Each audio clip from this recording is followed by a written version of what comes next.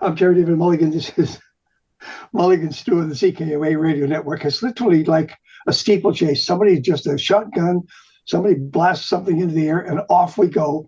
I lovingly called this a artistic director folk festival cage match because we have we have four participants, one to five participants. We're going to ask them to introduce themselves, starting with you, Fiona. Fiona Black, Artistic Director of the Vancouver Folk Music Festival in Gary Clark. 2 weeks from now. Gary Clark. Gary Clark, Artistic Director, Calgary Folk Music Festival. Jenna. I'm Jenna Kleinwaller, Artistic and Executive Director of Canmore Folk Festival.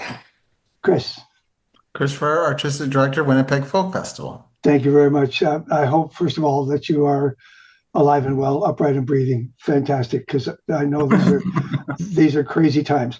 We're going to start with you in Winnipeg, Chris, simply because you're first up July 10 to 13. Let's talk about sales for a second. How's the response been? Oh, it's been really good. I mean, I think it's got a lot to do with the 50th, which is finally here. And yeah, we're just about to sell out of our 4-day tickets today. And then 4-day festival campaign will be sold out probably next week. So yeah, things are looking really good, and we're way ahead of where we were last year. So yeah, people are responding well to some of our late additions. We always announce like pretty much the full lineup, and then we do another round, and we announced Bruce Coburn, who played at the first festival in 1974, who's doing a daytime set, and kind of doing the full circle thing with Bruce. Couldn't help myself. And then of course we're having really big sales on Friday, day sales. Peach Pit is selling a ton of tickets, and Waxahachie, but Peach Pit are underestimatingly larger than people thought they would be. And so we added that, and a lot of the kids are obviously coming up for them on Friday. So yeah. Was there anyone else considered from that first Winnipeg festival? Bruce, you mentioned Bruce. Yeah, well, there are. I mean, Kathy Fink and Marcy Markser were at the first festival. David Essig is coming.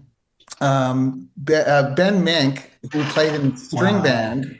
Wow. Ben Mink, who played in string band, is coming to play in the Black Sea Station, which is another iteration of Finjan. And then just we have some other folks that are like closely, like Stephen Farian and the Ducks, and people that have a close affinity to the history of the festival.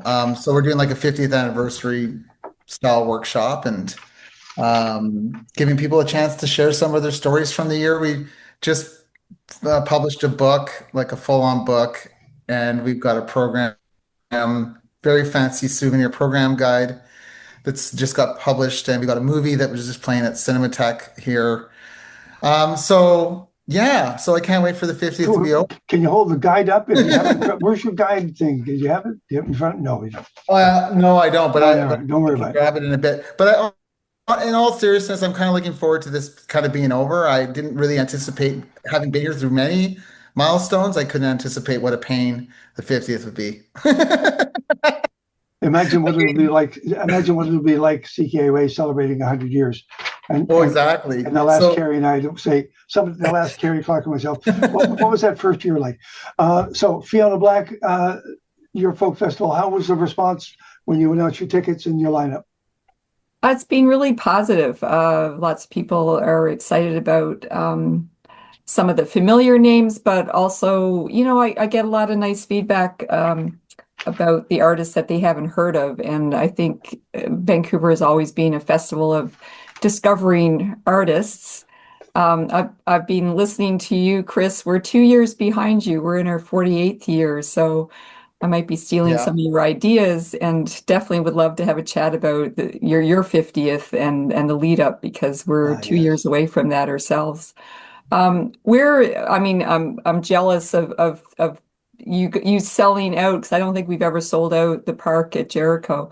But sales are trending pretty much the same as last year, which I think is not a bad place to be. I'm hearing other festivals that are behind on sales. So Vancouver is a big city with a lot of distractions. We're not the only game in town, so we face a lot of competition and a lot of distractions. But we're really happy with how it's gone so far, and we hope for good weather. And yeah, that's where we're at. July 18, 19, and 20. And here's the best part. It takes place at Jericho Beach Park. You can have the beach, you can have the mountains, you can have the water, you can have the park. It's fantastic. It's a great place. We'll go over your roster in a second. Let's head for Calgary now. Carrie Clark, 4 days, friends, on Princess Island Park, July 24, 25, 26, 27, 70 artists, Calgary Folk Fest. How are the ticket sales after you announce your lineup?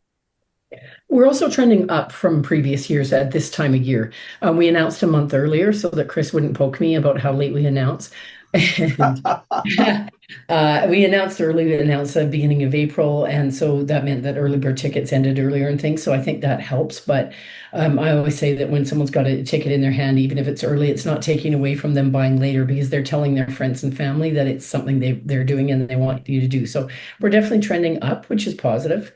And the response has been good. I mean, just like Fiona, like you hear from some people and you see the sales, like sales are definitely way up on Sunday with cake. And then you hear the hidden gems, like there's lots of people, especially music aficionados, are really excited about Samande, British funk band, and some other cool kind of ones that you didn't know that people knew as well as they do. And then, we want to make sure people know about Michael Kiwanuka, because he's got 70,000 Spotify followers in Calgary alone. So come on, people. We can't even fit all of you out here for Michael. So yeah, everything's good. We're happy. We're doing some different kind of advertising and spreading the word and trying a few new things. Okay. Let's head for Canmore. Jenna, tell me about your sales. Tell me about your roster, just when you announce your roster. Yeah, we're also kind of year for year basically the same. So we're August 2 to 4 this year on the Heritage Day long weekend in beautiful Canmore. Yeah, we're trying some new marketing and some new outreach just to build upon our audience, try to get some younger folks more familiar with the festival. And we're really looking at more strategic ways to get folks to come into town just for the day, knowing that it's a tricky place to stay, but it's a beautiful place to come to a festival. So we have a bus partnership that will pick folks up in Calgary, and I think that's getting a lot of traction. Yeah. So we'll have people in and out for the day, and you can come as much as you want. So $40 a day, which is seeming to do quite well. So we're doing a lot of targeting in and around rural Alberta to get outside of that mountain hiking audience. So folks, we also have a large competition, but it's the mountains. So we're looking to compete with those beautiful mountains. Well, I would think that those mountains are, first of all, one of your attractors. 100%. Yeah. Well, if you're going to go to a folk festival, let's go where the mountains are. Yes. Yeah. All right. Well, nice once around. Thank you very much. I appreciate it. And congratulations just to getting to this point in time. Let's go back to Winnipeg for a second and just talk about booking. What's changed in the booking of the business? I'll open this up, starting with you, Chris. Well, post-pandemic, which is obviously it's a little bit in the rearview mirror, but it's definitely been more expensive. We're still kind of waiting to see how people feel about, like, most of the anticipation acts are US based artists who don't come into the market very often. Yeah. So kind of waiting to see how people react to that. We have a very heavy US roster, as usual, but so we're just waiting to see what that's like. It has a lot to do with where you sit in the calendar. So I've got about a dozen festivals that I can try to like share with, which makes prices much better for us. But again, just going back to like places I would normally share with in the United States, like their artists are kind of worried about.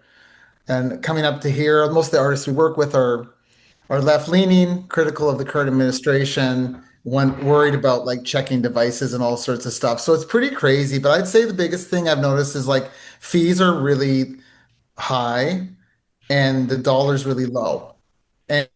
And it's made that part hard.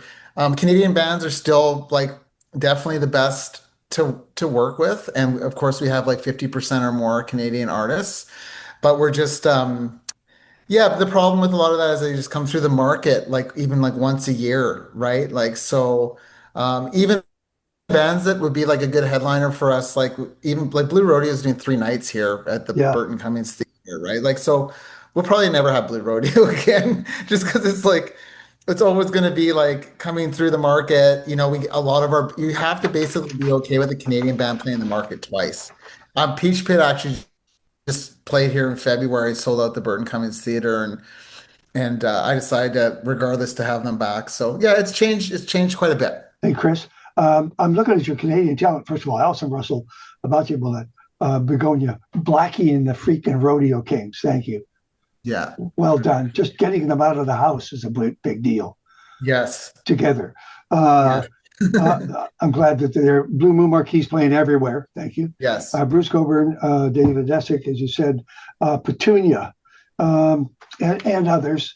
And Yes. I just think it's a great lineup, and I'm most impressed. Lone Bellow out there, Summer Bear and Friends, Romy Mays, Robin Hitchcock. Yeah, Robin Hitchcock with this year we have all the headliners are doing workshops this year. So there's a Robin Hitchcock and uh, Gillian Welch and David Rawlings workshop Yeah, together called We Know Why the Turnip Truck Sings. They named it. We also have like Kevin Morby is married to Katie Crutchfield, who's also known as Waxahachie, and they're doing a thing called the Weekly Rodeo. And then Ani DeFranco and Allison Russell, Leonard Sumner, and Christopher Paul Stelling are doing a Pete Seeger workshop called "Which Side Are You On?" So lots of special daytime stuff in Jason the Isbell in the bigger. 400. Jason Isbell in the Yes. 400 unit. I mean, just getting them Yeah. out of the studio Lake is a Street big deal. Dive. Yeah. Mavis Staples. Don't forget about Mavis, who's turning 86 on July 10th. Yay! Hey. And Lake Street Dive, people are super excited about them Sure. because And, they have and festival since 2013. yeah.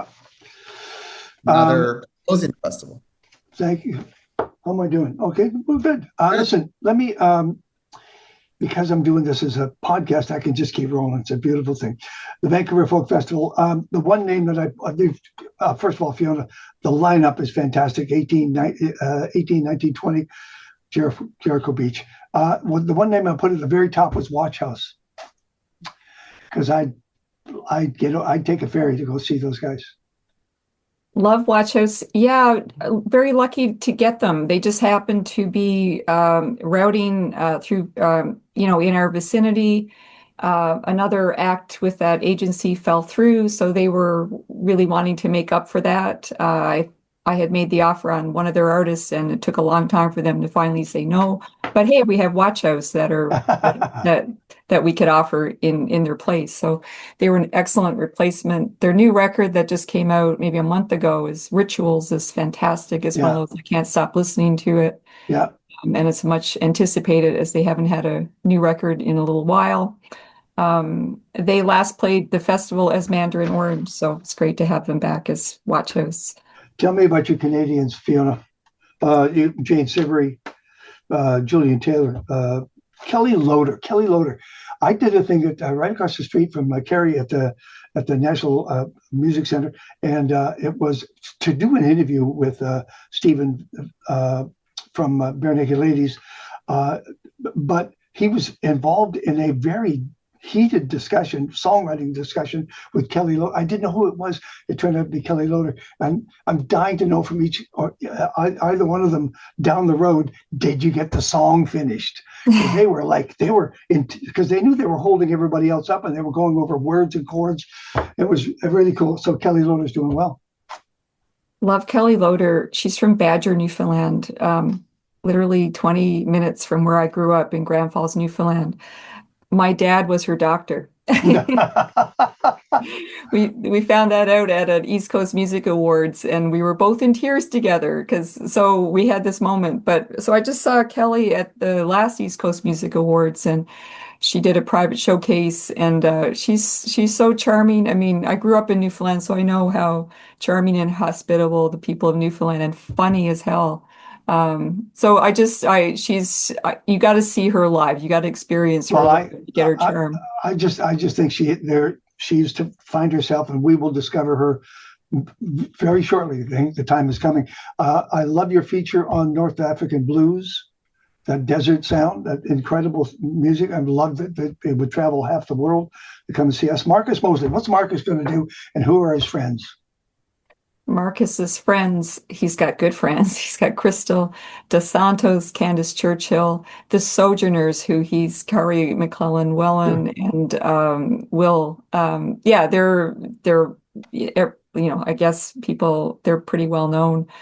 And it's songs of resistance and resilience. So I think it's going to be an incredibly powerful It will be workshop. powerful. Yes. He's got a great band, Yeah. and Marcus has just got an unforgettable voice. And he'll be featured in our On the Beach Neil Young project as well. I love that, because that, of course, means Steve Dawson's back in town with the Hooded Mergansers. Hands up, anybody who knows what a Hooded Merganser is, please. Thank you. Anyone? Okay, fine. Because my father was a game warden. He made me learn how to call birds. I said, Dad, don't. This is embarrassing. They're going to do After the Gold Rush. We're doing After the Gold Rush, etc. Okay. Marcus is in that, and he's doing Tonight's the Night. So if you're a Neil Young fan and know that song, it's like Marcus and anyway, does a really interesting version of Tonight's the Night. Everything would be interesting. I love Jane Siberry and Rebecca Jenkins together, and Julian Taylor, of course. I love Ruthie Foster being on that stage. It's fantastic. It's great booking. Thank you. We're excited. Any surprises? Any last minute additions, deletions? Well, we got 2 visas that are a little bit precarious, but fingers crossed. So Yes. you never know. I mean, every Yes. year, it's hard not to lose one I'm hat. on it. Huh? I'm on it. I said I'm on it. You're on it. Awesome. Okay. That's yes. Let's head for Calgary, July 24 through 27. And Carrie, there's a couple of names that jump out at me from your roster. Cake, who I haven't seen for years. Heavy, which is also going to be in Vancouver. Steve Dawson, but is he going to do a full set, Steve? Yep, he's doing a full set, and then he's of course one of the linchpins for some of our collaborative sessions. Yeah. I did want to mention that speaking of Tonight is the Night, we had a workshop last year called Tinnitus the Night, TINNITUS, because it was all loud artists. Right. I love that. Los Lobos, are they complete? Everybody coming? Everybody in the band going to be there?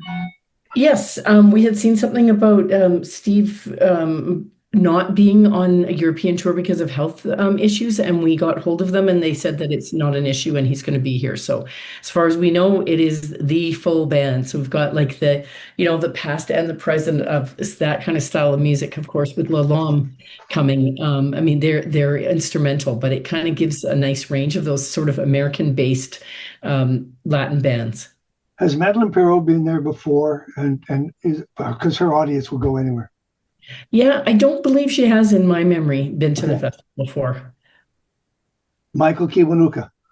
Yeah, he was at the festival maybe 10 years ago. Damn. He's put an album since, so good.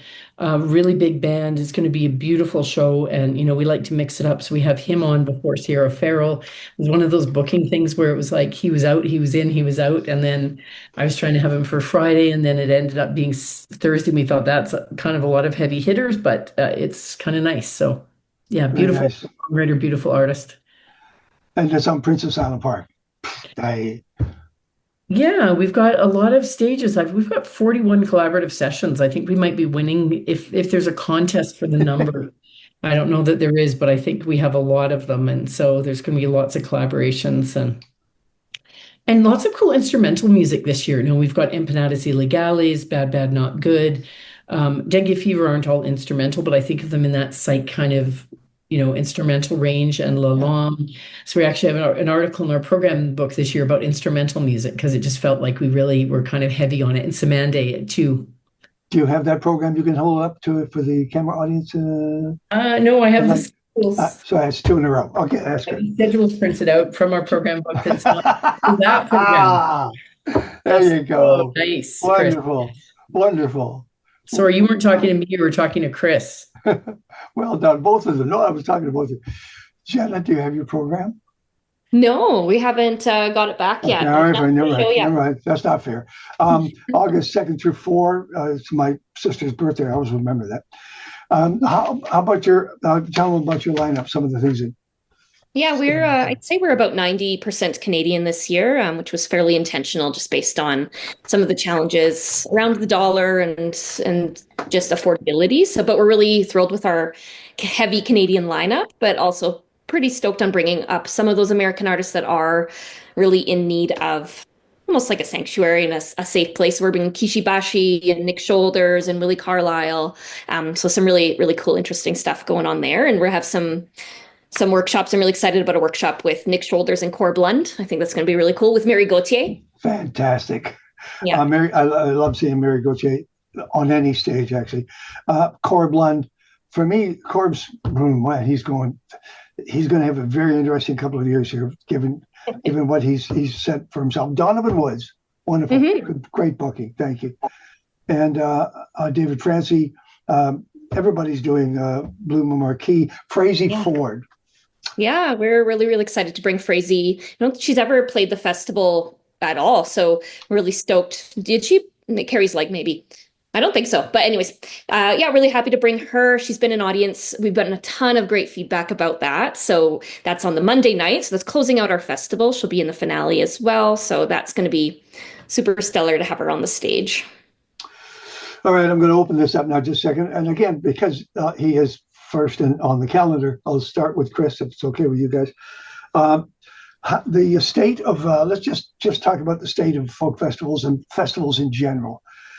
We see some falling out. We see some people just washing their hands of it. Although at the same time, I see that, of course, there's a folk festival coming in Victoria, which hasn't been there for years. It's a great festival town. I mean, it really is. So, what do you think, Chris? Have we righted the ship? Are we still waiting for the other foot to fall? What? No, I think it's just very market dependent a lot of the time, like on how things happen. I think a lot of the success of our festival had a lot to do with the fact we used to have about 30% Americans coming to the festival, if not more. That definitely bolstered our numbers in the early days. And that, we actually just had to start taking ourselves seriously, like about 30 years ago, where it was like we weren't just a bunch of hippies writing things on napkins. It was like the professionalization of the nonprofit folk festivals across Canada is totally essential. So although I work for a nonprofit, volunteer-driven organization, we treat it like it's a full-on business. Sure. And entrepreneurship is totally at the top of the list of things that we need to be good about and nimble about. So yeah, it's if you look at Newfoundland Labrador Folk Festival, you look at Regina Folk Festival, several festivals in the United States have gone away.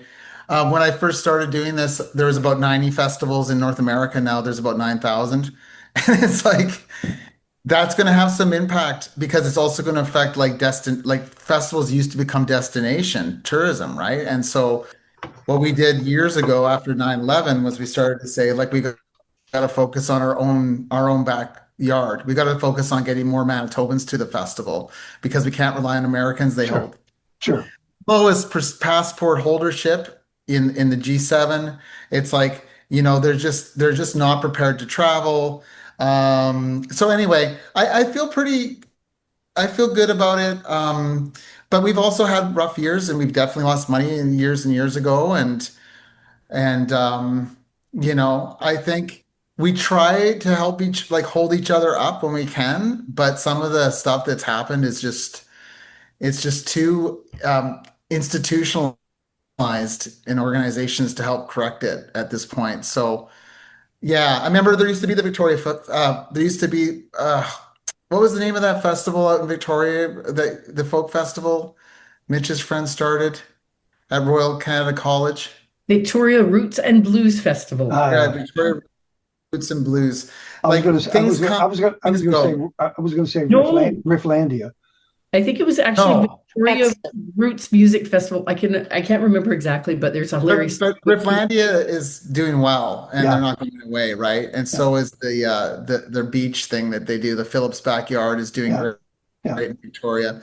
Victoria is a great market because it keeps on building, and obviously there's affluence there. Yeah, So and they are just like coming there. Any other comments about that? We were talking about with Chris, Fiona? Jenna? I now remember, it doesn't matter, but Victoria Folk Roots Music Festival, I think there's a hilarious story we'll tell another time about oh, now I'm forgetting his name. Sorry, the um gospel musician, famous gospel musician who called out the name of the festival at his church in Memphis. Anyway, you Reverend can Al Green? Al Green, yes. There's a hilarious story about Al Green calling out the name of the festival as he was given the card. And it was right after he was like, thank Jesus, I got my health. Thank Jesus, I got all my appendages. And then thank Jesus for the Victoria Folk Roots Music Festival. Fiona, anything? Yeah, I think it's obviously filling a place on Vancouver Island with the Vancouver Island Music Fest, its demise this past year or Yeah. this coming year. Um, we had hoped, I mean, really sad about the demise of that festival, but we hope for Vancouver it might bring some island people over to us that we're kind of we that festival and ours were pretty comparable in size, and it was the week before us, so we'll see. We're hoping that tourism is kind to us, with everyone being encouraged to travel in Canada and not travel to the US. We hope with the low dollar that we have a lot of Americans come up this year, which we always do. We always have a good portion of Americans, maybe not as many as what you mentioned, Chris. It's really challenging. There's so many unpredictable factors, such as competition, the weather, the fickle nature of Vancouver buyers. There's just The dollar.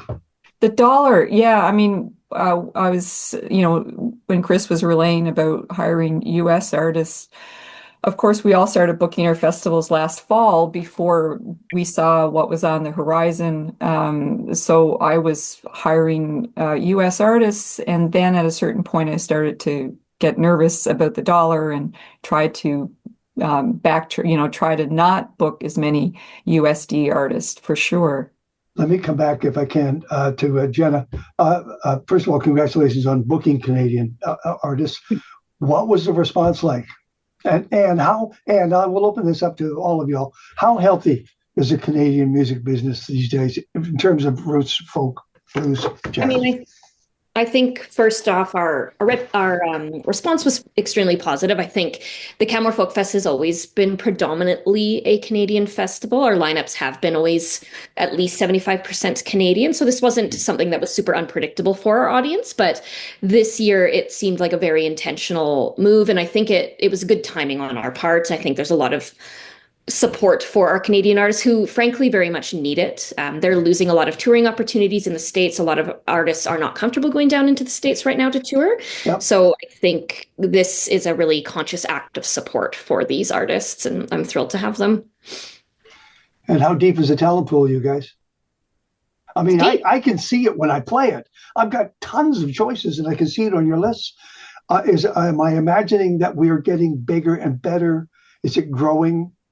I don't think it's deep. I think that it's wonderful, and there's artists and new artists like Ruby Waters that are really gaining an audience, and that's great. But the reality is, a lot of those artists tour through our cities all the time. Of course they do. I take Chris's point because you can have them back, but it's you're always on the lookout for some new artists, people who haven't played 2 or 3 times in your city that last year.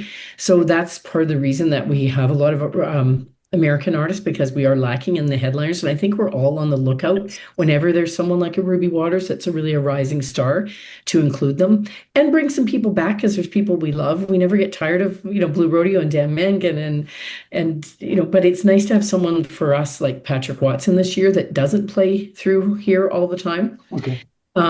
So I think it's not bad, but for us, we really do need some of those American headliners, and they're really simpatico people who want to be here. We didn't get a bad reaction from people that we had American artists.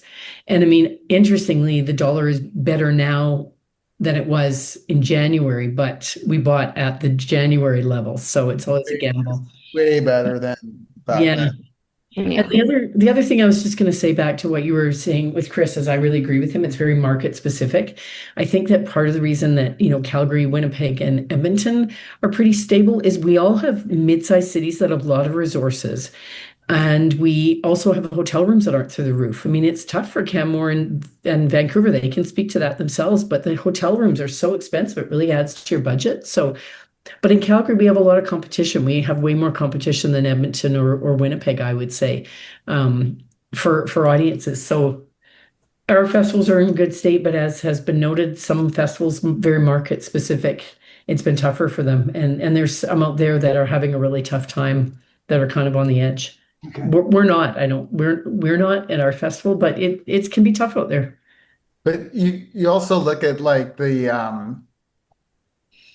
other reason why you just have to really be like, you actually, as a nonprofit, almost have to function, like I said, like as a regular for-profit business, is because you need to give yourself that edge to kind of pad the coffers for for the stuff that you can't predict, right? So it's amazing, if when I talk to Terry Wickham in Edmonton about, fire and smoke and wildfires in Alberta and stuff like that, we just finished. Well, not finished. We're in the midst of wildfire season here, and of course, this morning I woke up and there was just the smoke as thick as pea soup on the river behind my house and everything. And you're thinking, well, this is a new reality we weren't thinking about not even that long ago, and now it's something that's like extremely real. And like one catastrophic event at any of our events, and you need to have a reserve.